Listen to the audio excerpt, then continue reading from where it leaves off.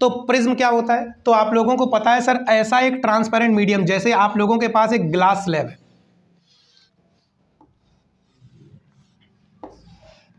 ठीक है, एक ग्लास स्लैब है, ग्लास स्लैब में यहां पर लाइट पड़ती है और इस सरफेस से लाइट मान लीजिए निकल जाती है। दो सरफेसेस हैं, एक ये दूसरी ये। अगर आप देखें तो यहां पर जिन दो सरफेसेस की हम बात कर रहे हैं, मान लीजिए लाइट रे ऐसे पड़ी, रिफ्रैक्ट हुई और इधर से वापस निकल गई। जिन दो सरफेसेस की हम बात कर रहे हैं, इन दोनों सरफेसेस को अगर आप देखें तो इन सरफेसेस में दोनों की दोनों सरफेस जिनसे रिफ्रैक्शन हुआ वो पैरेलल है। कैसी हैं? पैरेलल। पैरेलल का मतलब इनके बीच का एंगल कितना है? 0। अगर इन दोनों सरफेसेस के बीच में 0 के अलावा कोई और एंगल है तो हम बोल देंगे सर ये प्रिज्म है। ये क्या है? प्रिज्म। समझ में आई बात आपको? जैसे मान लीजिए इन दोनों सरफेसेस की बात करें और ये हम लोगों के पास कुछ इस प्रकार से होता, ऐसा, तो इसे हम लोग प्रिज्म बोलते हैं। पक्की बात है। मतलब एक ऐसा ट्रांसपेरेंट मीडियम जो दो सरफेसेस के बीच में बाउंडेड हो। यहां पर भी ये एक ट्रांसपेरेंट मीडियम है, कांच है, जो एक और दो इन दोनों सरफेसेस के बीच में बाउंडेड है, लेकिन ये दोनों सरफेसेस पैरेलल है और ये दोनों सरफेसेस नंबर 1 और नंबर 2 इंक्लाइंड है। हम लोग बोलेंगे any transparent medium bounded between two inclined surfaces. एक ऐसा ट्रांसपेरेंट मीडियम जो दो इंक्लाइंड सरफेसेस के बीच में बाउंडेड है, घिरा हुआ है, ऐसे ट्रांसपेरेंट मीडियम को कहा जाता है प्रिज्म। मूलतः हम लोग जो प्रिज्म देखते हैं वो कुछ ट्राइंगुलर शेप में आता है। एक ट्राइंगल हम लोगों को दे देंगे और इस ट्राइंगुलर शेप के प्रिज्म की अगर हम लोग बात करें तो एक प्रिज्म हम लोगों के सामने ऐसा आ जाता है। यहां पर 3 रेक्टेंगुलर सरफेस होंगी, नंबर 1 इधर, नंबर 2 इधर और नंबर 3 इधर, ठीक है। 2 ट्राइंगुलर सरफेस होंगी। याद रखना प्रिज्म में रिफ्रैक्शन एक बार में 2 ही सरफेसेस से हम कराएंगे, तो इसीलिए हम लोग सिर्फ 2 सरफेसेस की बात करते हैं। जैसे मान लीजिए लाइट हम लोगों ने इस सरफेस पर डाली और इस सरफेस से लाइट बाहर निकल गई, तो तीसरी सरफेस किसी भी शेप की हो क्या ही फर्क पड़ता है, थोड़ा ऊपर से तोड़ भी दीजिए तो क्या ही फर्क पड़ता है। तो हम लोग इसीलिए हमेशा कितनी सरफेस की बात करते हैं? 2। तो what is prism? Prism is an transparent, prism is a transparent medium bounded between 2 inclined surfaces. 2 inclined surfaces के बीच में घिरा हुआ ट्रांसपेरेंट मीडियम प्रिज्म कहलाता है। अगर हम लोग बात करें प्रिज्म की, तो मार्केट में अगर आप खरीदने जाओगे तो 2 ही प्रकार का प्रिज्म मिलता है, लेकिन प्रिज्म हो तो कई प्रकार के सकते हैं। अगर आप बाजार में जाओगे तो एक प्रिज्म आप लोगों को मिलेगा जिसे कहा जाएगा इक्वी एंगुलर प्रिज्म। लैब में जो एक्सपेरिमेंट करवाए जाते हैं वो इसी प्रिज्म की हेल्प से करवाए जाते हैं। आप लोगों को इक्वी एंगुलर प्रिज्म दे देते हैं और कहा जाता है कि जाओ इसका रिफ्रैक्टिव इंडेक्स निकाल के बताओ। तो खैर इक्वी एंगुलर की बात करें, आप समझ गए होंगे कि तीनों के तीनों एंगल कितने डिग्री के होंगे? 60 डिग्री के। समझ गए आप लोग? तो एक इक्वी एंगुलर प्रिज्म है। और दूसरे नंबर पर हम लोगों के पास आता है एक right angular prism. Right angular prism की अगर हम लोग बात करें तो एक एंगल 90 डिग्री और 2 एंगल 45 कितने डिग्री के? 45 देखो बच्चा, अगर मान लो एक लाइट रे यहां पर आई, आपने सरफेस पर ये नॉर्मल डाला, लाइट रे को ऐसा जाना चाहिए, लाइट रे जा रही है from rare medium to denser medium, तो ऑब्वियस है नॉर्मल की तरफ झुकेगी और ये लाइट रे नॉर्मल की तरफ बेंड होकर कुछ ऐसे आ जाएगी। यहां पर हम लोगों ने एक दूसरा नॉर्मल डाल दिया, लाइट जा रही है from denser medium to rare medium, क्योंकि लाइट को इधर जाना है, इधर जा रही है, नॉर्मल से दूर हटना है, तो ऑब्वियस है लाइट कुछ ऐसे बेंड होकर बाहर चली जाएगी। हम लोग बोलते हैं कि सर देखो ये प्रिज्म से हुआ रिफ्रैक्शन। यहां पर आ जाओ, आप लोगों ने लाइट रे डाली, प्रिज्म सरफेस, लाइट प्रिज्म के सरफेस पर परपेंडिकुलर पड़ी, बिना डेविएट हुए सीधी जाएगी, यहां पहुंचे, परपेंडिकुलर डाला, ये एंगल 45 था, ये 90 है, ये भी 45 आएगा, ये भी 45 आएगा। ग्लास के लिए क्रिटिकल एंगल होता है अप्रॉक्सीमेट 42 डिग्री सेल्सियस। तो यहाँ पर लाइट पड़ रही है 45 डिग्री सेल्सियस पर, तो हम लोग देखते हैं कि सर लाइट अगर 45 डिग्री सेल्सियस पर पड़ रही है, हमने सॉरी डिग्री सेल्सियस बोला, ठंड बहुत है ना, दिमाग में चढ़ गई, तो हम बात कर रहे हैं यहाँ पर 45 डिग्री। किसकी बात कर रहे हैं? 45 डिग्री। तो लाइट यहाँ पर 45 डिग्री पर पड़ रही है, which angle is greater than critical angle. So light यहाँ पर टोटल इंटरनल रिफ्लेक्शन करके ऐसे बाहर निकल जाएगी और हम लोग बोलेंगे कि सर देखो यहाँ पर इस प्रिज्म ने रिफ्लेक्शन किया है, दैट इज वाई हम लोग बोलेंगे सर ये प्रिज्म है रिफ्लेक्टिंग प्रिज्म। कैसा प्रिज्म है?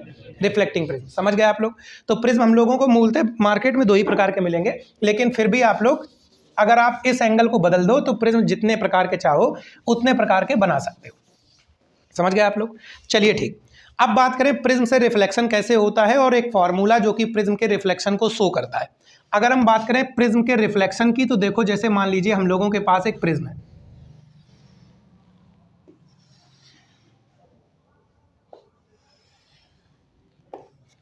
एक लाइट रे को आप लोगों ने डाला, ठीक है, इस लाइट रे को जाना किधर चाहिए था?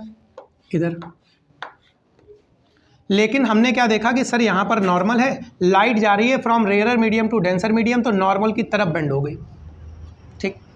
और इस जगह पर आपने एक दूसरा नॉर्मल डाल दिया, लाइट को कुछ इधर जा रही, लाइट को कुछ ऐसे जाना चाहिए था, लेकिन रिफ्रैक्शन हुआ, लाइट नॉर्मल से दूर हटी और इस प्रकार से चली गई, ठीक।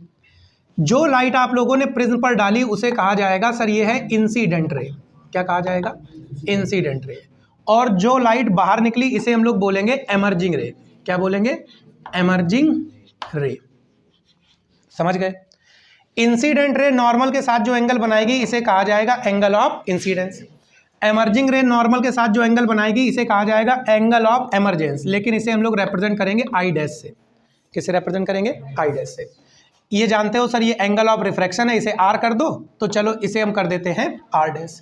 यहाँ पर देखो इंसिडेंट रे इधर गई थी, एमर्जिंग रे इधर गई, अगर हम एमर्जिंग रे को ऐसे पीछे बढ़ाएं तो यहाँ कहीं पर मिलेगी, और इस एंगल को कहा जाता है एंगल ऑफ डेविएशन, रिप्रेजेंट करते हैं बाय लेटर डेल्टा। किस लेटर से रिप्रेजेंट करेंगे? डेल्टा से। अगर आप नोटिस करो तो रिफ्रैक्शन सिर्फ दो ही सरफेस से हुआ है, तीसरी सरफेस से तो रिफ्रैक्शन हुआ नहीं, तो हम लोग इन दोनों सरफेसेस के बीच के एंगल को कहते हैं एंगल ऑफ प्रिज्म। क्या कहते हैं? Angle of prism. क्या आप मेरी बात समझ गए? इन दोनों सरफेसेस के बीच के एंगल को कहा जाता है एंगल ऑफ प्रिज्म। तो हम लोगों के पास ये एंगल ऑफ प्रिज्म हो गया। सारी बातें आपको क्लियर है? फिर हम लोग बेटा लैब में जाके एक ग्राफ को ड्रॉ करते हैं।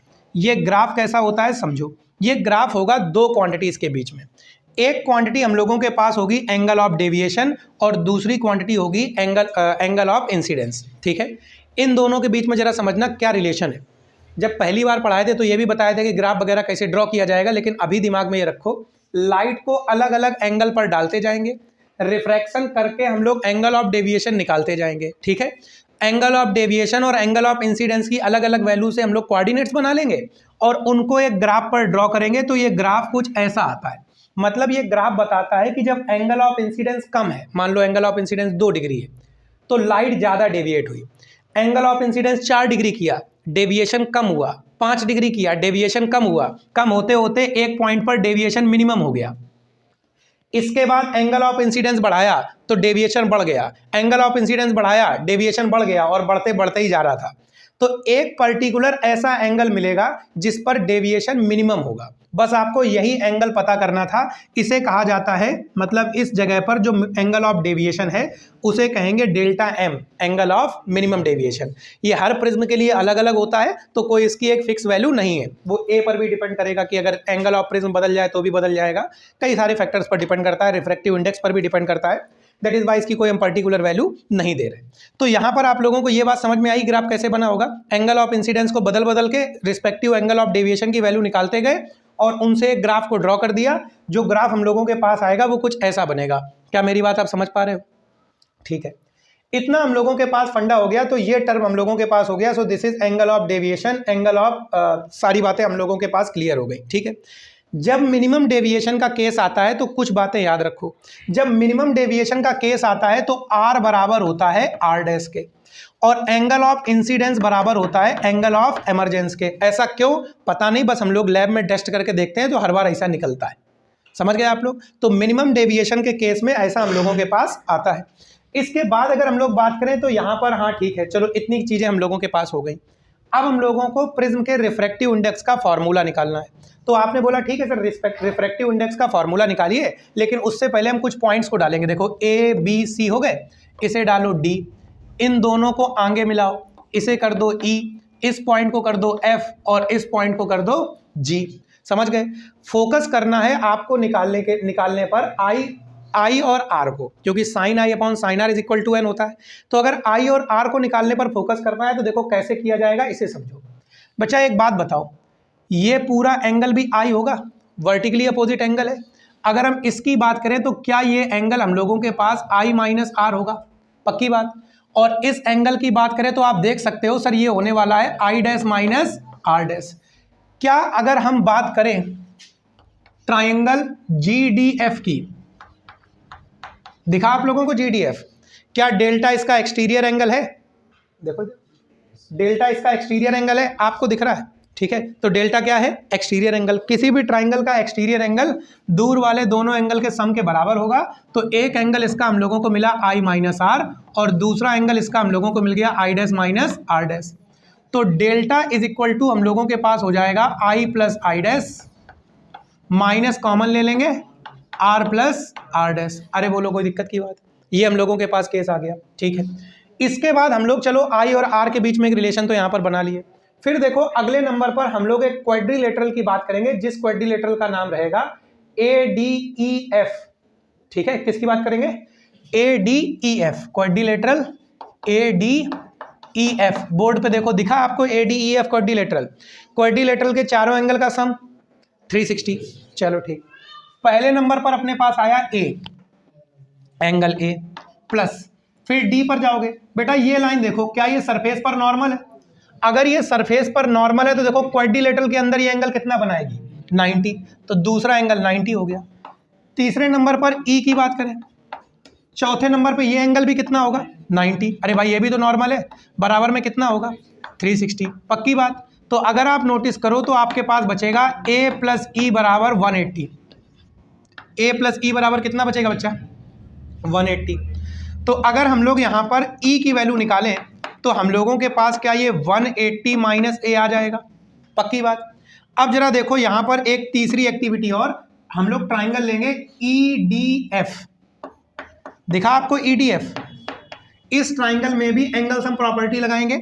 एक एंगल E, दूसरा एंगल R, तीसरा एंगल R डैश, बराबर में कितना रहेगा? 180 डिग्री। तो हमको एक बात बताओ, E की वैल्यू कितनी होगी बेटा? 180 माइनस ब्रैकेट में लिख लेते हैं R प्लस R डैश। इसे चलो इक्वेशन 1 डाल दिए, इसे चलो इक्वेशन 2 डाल दिए। अब हम लोग इक्वेशन 2 से E की वैल्यू उठा के यहाँ रखेंगे, तो हम लोगों के पास आएगा 180 minus A is equal to 180 minus R plus R dash. 180 से 180 कट गया, माइनस से माइनस को भी काट लेना, A इज इक्वल टू आ जाएगा R प्लस R डैश। तो देखो A की वैल्यू हम लोगों के पास आ गई, R प्लस R डैश की वैल्यू कितनी आ गई? A। अब हम मान के चलते हैं कि चलो केस है मिनिमम डेविएशन का। केस किसका है? मिनिमम डेविएशन का। जब मिनिमम डेविएशन का केस आता है तो डेल्टा को लिखा जाएगा डेल्टा मिनिमम, ठीक है। और मिनिमम डेविएशन के लिए R किसके बराबर? R डैश के। I किसके बराबर? I डैश के। तो जरा पहली इक्वेशन को देखो, अगर I डैश को I के बराबर रखोगे तो ये 2I हो जाएगा, माइनस में कितना हो जाएगा? 2R। 2 कॉमन लेके इधर भेज दो तो क्या आप लोगों के पास, या मान लो अभी ऐसा रखो, बाद में देखेंगे, पहले इधर आ जाओ, क्या हम लोगों के पास A बराबर R प्लस R डैश है? तो अगर हम लोग यहाँ पर R, क्या है, R प्लस R डैश की बात करें तो R डैश के प्लेस पर भी R रख दोगे, क्या हम लोगों के पास R की वैल्यू A/2 आएगी?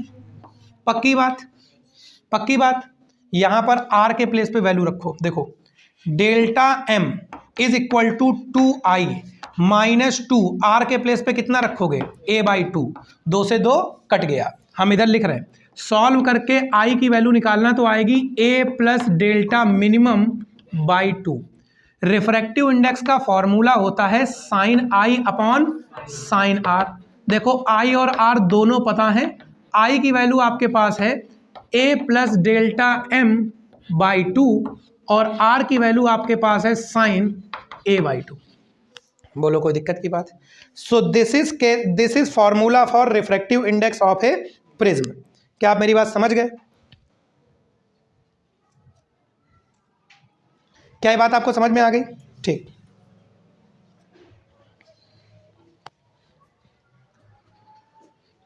ठीक है। तो इस तरह से रिफ्रैक्टिव इंडेक्स का फॉर्मूला अगर डिराइव करने के लिए आ जाए, मान लीजिए पेपर में आ जाए, सिर्फ एक क्वाड्रिलेटरल 2 ट्राइंगल पकड़ने, एंगल सम प्रॉपर्टी लगानी, इसके बाद कुछ है ही नहीं, आराम से आ जाएगा। पक्की बात, समझ गए? अब चलो ठीक, इसके आगे की बात करते हैं। So this is refractive index of prism. इसका सवाल वगैरह आएगा नहीं, ठीक है ना, कभी आया है हमारे हिसाब से। अगर मिले आपको मॉडल पेपर में तो हल कर लीजिए, ना आए तो पूछ लीजिए, ठीक है। इसे हम रब कर दें।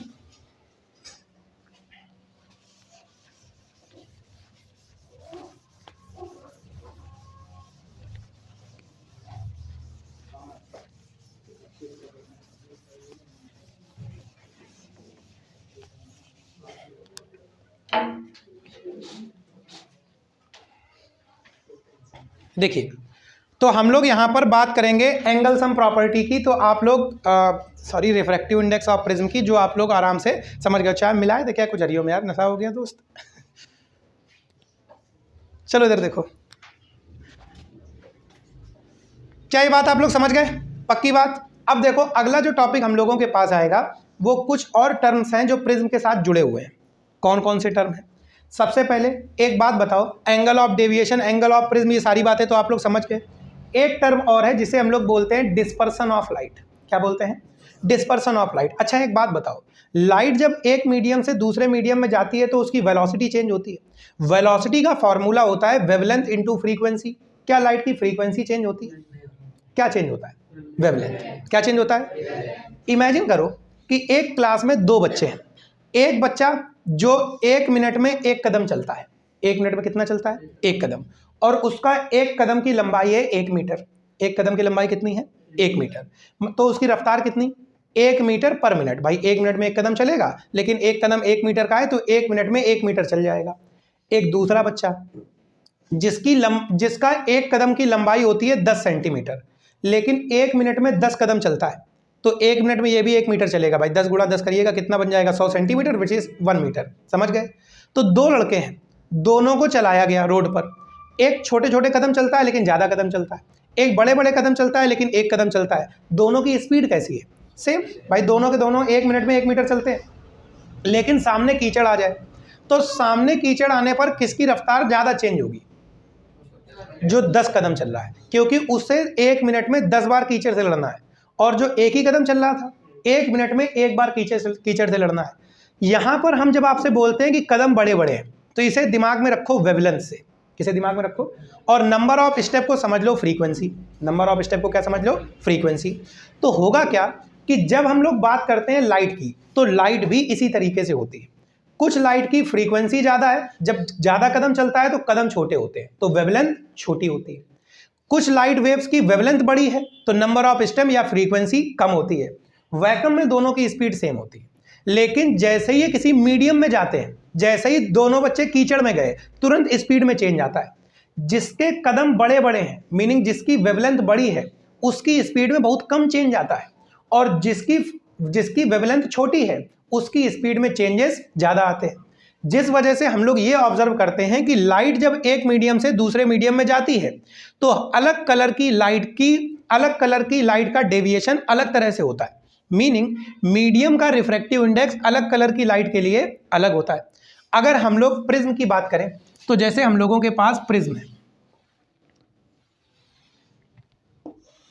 ठीक, इस प्रिज्म में हम लोग एक व्हाइट कलर की लाइट रे को डालते हैं। पढ़ा तो है ही, आप लोगों ने हाई स्कूल में भी इसको पढ़ा है, और इंटर में हम आपको एक बार तो पढ़ा ही चुके हैं, रिवीजन में जल्दी जल्दी से बता देते हैं। तो जैसे ही आप लोगों ने व्हाइट कलर की लाइट को एक प्रिज्म से गुजारा, तो आप लोग ये ऑब्जर्व करते हो कि व्हाइट कलर की लाइट तो सर 7 डिफरेंट कलर का मिक्सचर थी। तो इसमें हुआ क्या कि लाइट को तो ऐसा जाना चाहिए था, लेकिन इस जगह पर लाइट रेज ऐसे डेविएट हुई। अब यहाँ पर जो लाइट अलग अलग कलर की थी वो अलग अलग तरीके से डेविएट हुई। हम लोगों ने नोटिस किया कि यहाँ पर हमको एक 7 कलर का पैटर्न देखने को मिला, violet, indigo blue, green, yellow, orange और रेड। ठीक है, मिड पॉइंट पर आना चाहिए ग्रीन को, लेकिन आता कौन है? येलो। बताया था आप लोगों को मिड पॉइंट पर किसे आना चाहिए? ग्रीन को, लेकिन आता कौन है? येलो। तो हम लोग को बिल्कुल मीन पे मिलता है येलो, लेकिन हम लोग को 7 डिफरेंट कलर का पैटर्न दिखाई पड़ता है। सबसे कम डेविएशन किसका हुआ? रेड कलर का। मीनिंग सबसे बड़ी वेवलेंथ किसकी? रेड की। सबसे ज़्यादा डेविएशन वॉयलेट का। तो सबसे छोटी वेवलेंथ वॉयलेट की। अब अगर वेवलेंथ छोटी है तो फ्रीक्वेंसी ज़्यादा होगी, तो सबसे ज़्यादा फ्रीक्वेंसी किसकी? सबसे कम फ्रीक्वेंसी किसकी? रेड की। Out of orange and blue which colour light has higher wavelength? Orange. And which colour light has higher frequency? Blue. आराम से कर लेंगे, कोई दिक्कत की बात नहीं होगी। तो ये कहानी हम लोगों के पास हो गई। तो प्रिज्म में हम लोग इस बात को समझ गए कि किस तरीके से हम लोग वेवलेंथ वगैरह को यहाँ पर पता कर सकते हैं कि किस कलर की लाइट की वेवलेंथ ज़्यादा होगी और किसकी वेवलेंथ कम होगी। समझ गए आप लोग? अब इस जगह पर एक छोटी सी बात और आती है, उन क्वांटिटीज़ को आप लोग समझ लो। नंबर 1, अगर हम बात करें एंगल ऑफ डेविएशन की, तो जरा ध्यान से देखो। रेड कलर में बात करें तो रेड कलर का डेविएशन इतना हुआ है, that is deviation for red colour. और अगर हम लोग वॉयलेट कलर की बात करें तो वॉयलेट कलर का डेविएशन इतना हुआ है। समझे आप लोग? एक टर्म यहां पर आता है जिसे कहा जाता है एंगुलर डिस्पर्सन। क्या कहा जाता है? अच्छा पहले तो ये बताओ डिस्पर्सन क्या है? When white colour light passes through a prism it get disperse into 7 different colour and this phenomenon is known as dispersion of light. बिल्कुल सिंपल सी बात है, ठीक है। तो अगर हम लोग बात करें इस जगह पर एंगुलर डिस्पर्सन की। तो एंगुलर डिस्पर्सन का मतलब होता है difference between angle of deviation for violet colour and angle of deviation for red colour. इसे बोलते हैं एंगुलर डिस्पर्सन। समझ गए आप लोग? जरा यहाँ पर एंगल ऑफ डेविएशन के बारे में एक बात समझ लेना। आप लोगों ने प्रिज्म के रिफ्रैक्टिव इंडेक्स का फॉर्मूला तो ये पढ़ा है सर, अपने पास होता है sine A plus delta M by 2 upon sine A by 2। समझ गए? मान लो अपने पास कोई ऐसा प्रिज्म आया जिसका एंगल ऑफ प्रिज्म बहुत ही छोटा है, जैसे पानी की एक बूंद है, इस तरीके से ये भी एक प्रिज्म के जैसा बिहेव करेगी, लेकिन इसका एंगल ऑफ प्रिज्म बहुत छोटा है। तो अगर किसी प्रिज्म का एंगल ऑफ प्रिज्म बहुत छोटा है तो ये एंगल और ये एंगल भी बहुत छोटे हो जाएंगे, और उस सिनेरियो में हम यहाँ पर साइन थीटा के प्लेस पे थीटा को रख सकते हैं, देखा हुआ हम लोगों ने पिछले ही चैप्टर में। तो n इज इक्वल टू अपने पास आ जाएगा साइन थीटा के प्लेस पे theta a plus delta M by 2, या डेल्टा एम ना लिख करके चलो अब डेल्टा लिखते हैं, अपॉन में a बाई 2, 2 से 2 काट दो। यहाँ पर जब हम लोग डेल्टा की वैल्यू निकालेंगे तो हो जाएगा N A minus A is equal to delta, और डेल्टा इज इक्वल टू हम लोगों के पास आएगा a कॉमन ले लो n माइनस 1। ये एक रिलेशन है, relation between angle of deviation and refractive index of prism. MCQ में सीधे पूछा जा सकता है what is the relation between angle of deviation and refractive index of prism. तो सीधे आप लोगों से पूछा जाए तो थोड़ा ध्यान से समझिए इसे। तो क्या आप ये बात समझ गए? तो इस जगह पर एक छोटी सी बात और आ जाती है। अगर हम वायलेट कलर के लिए बात करें तो a into refractive index for violet colour -1 minus a into refractive index for red colour -1, ये कर लीजिए। आप लोग दोनों जगह से a को कॉमन ले लो, a को कॉमन लोगे तो इधर बचेगा NV माइनस 1, माइनस का अंदर गुणा करोगे माइनस का NR प्लस का 1, ठीक है, 1 से 1 कट जाएगा। तो थीटा इज इक्वल टू आपके पास आ जाएगा a NV minus NR। So this is angular deviation. समझ गए? एक टर्म और आता है जिसे कहा जाता है डिस्पर्सिव पावर। क्या कहते हैं?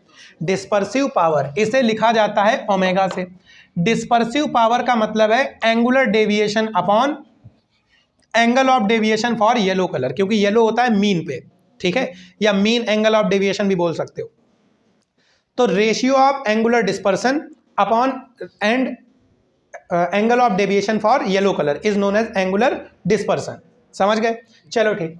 तो इस जगह पर हम लोग इसे बोलेंगे सर ये डिस्पर्सिव पावर है, और एंगुलर डेविएशन की अगर हम थीटा की बात करें तो ये बन जाएगा a NV माइनस NR। और आप लोग जानते हो एंगल ऑफ डेविएशन के लिए a into refractive index for yellow colour -1, इसे काट दीजिए तो ओमेगा इज इक्वल टू आपके पास बनेगा NV minus NR upon NY minus 1। ये आप लोगों के पास बनने वाला है। इसके बाद अगर आप चाहो तो ये फॉर्मूला भी लिख सकते हो, थीटा के प्लेस पे लिख दो delta for yellow colour violet colour minus delta for red over delta for yellow, ये भी कर सकते हो, ठीक है। तो ये दोनों के दोनों आपके पास एक्सप्रेशन है। तो ये प्रिज्म का चैप्टर आप लोगों का कंप्लीट हुआ है। अच्छा देखो, इसमें कुछ चीज़ें बाकी है कि रेनबो कैसे बनता है। अब ये 12th में पूछते भी नहीं है ना, तो हम तुम्हें बताने वाले हैं। वैसे पढ़ लो किताब में, जब पहली बार पढ़ाए थे तो खूब बताए थे कि रेनबो कैसे बनता है, ठीक है। पानी बरसता है, बहुत लंबी चर्चा चली थी इस पर तो, और स्कैटरिंग कोर्स में है नहीं, लेकिन हमने जब पढ़ाए थे तो पूरा पढ़ाया था, कुछ 70-30 में कुछ छोड़ा नहीं था, याद है आपको। तो स्कैटरिंग तो कोर्स से हटी है, और फिलहाल ये आप लोगों के पास प्रिज्म चैप्टर कंप्लीट हुआ, ठीक। अब बचता क्या है? ऑप्टिकल इंस्ट्रूमेंट, ठीक है। और ऑप्टिकल इंस्ट्रूमेंट पढ़ते ही हम लोगों की रे ऑप्टिक्स खत्म हो जाएगी, ठीक है। रे ऑप्टिक्स के बाद फिर हम लोग के पास क्या बचेगा? Wave optics. एक दिन बच जाएगा हाइजेंस वाला, और दूसरा हाइगेंस प्रिंसिपल के बाद वो आ जाएगा इंटरफेरेंस, ठीक है। इंटरफेरेंस हाइगेंस प्रिंसिपल एक दिन में निपटाया जा सकता है? नहीं, 2 दिन लगेंगे। हाइगेंस प्रिंसिपल थोड़ा बड़ा है, और नहीं, हाइगेंस प्रिंसिपल नहीं बड़ा है, इंटरफेरेंस बड़ा है, क्योंकि हमें मालूम है कि तुम लोग वो सब खा गए होगे सुपर पोजिशन। जल्दी जल्दी से सुपर पोजिशन भी बताना पड़ेगा, वह उसके बिना काम चलेगा नहीं। और इसके बाद फिर वो आ जाएंगे डिस्पर्सन पे।